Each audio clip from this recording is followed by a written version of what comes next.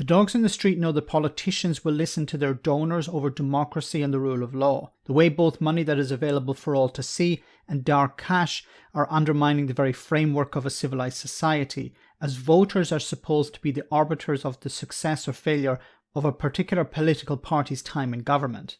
However, while cash from unsavory sources can cause problems at home, it seems to also cause problems when said country is attempting to unite against threats on the world stage. It seems that EU allies are getting frustrated with Britain over its attempts to impose economic sanctions on Russia due to, for example, loopholes in UK law that allows property in London to remain a safe place for money launderers. Liz Truss, the Foreign Secretary, has said that her government will impose the toughest measures ever against the Russian state, but has left out the capture of houses and apartments owned by unnamed offshore entities. Europe has reacted with anger as Boris Johnson's government told it to reduce its dependency on Russian gas, as the Tory party takes in hundreds of thousands of pounds from people either directly or indirectly related to the government of Putin. Of course, this is money we know about. One European diplomat told the media, and I quote, "Parading around preaching at your allies is all very well if you have sorted your own house out." But they haven't. You only need to look at the number of empty properties in Kensington and Chelsea to know that. Liz Truss has said that new legislation presented to Parliament a few weeks ago would leave those connected to Putin in a place of pain, as sanctions would be imposed on businesses of strategic importance to the Russian state.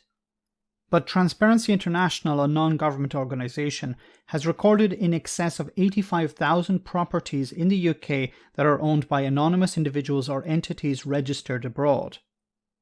Boris Johnson himself recently admitted that the City of London has a problem with Russian money, but said that his government is working hard on solving this issue.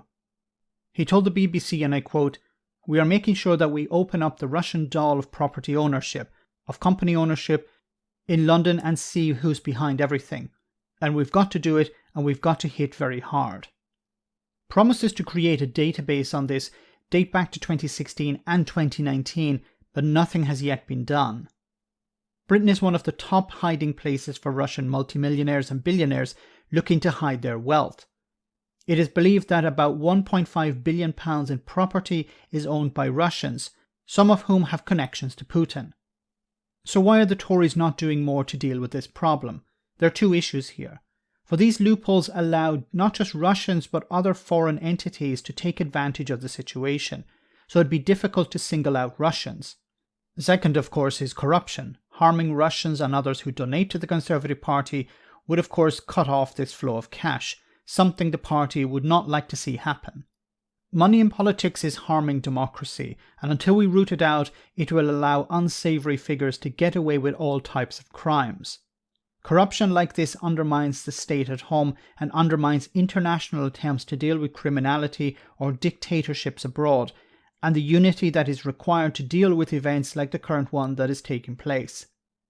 Let me know in the comment section, guys, what you think. As always, your comments are greatly appreciated. Thanks a lot.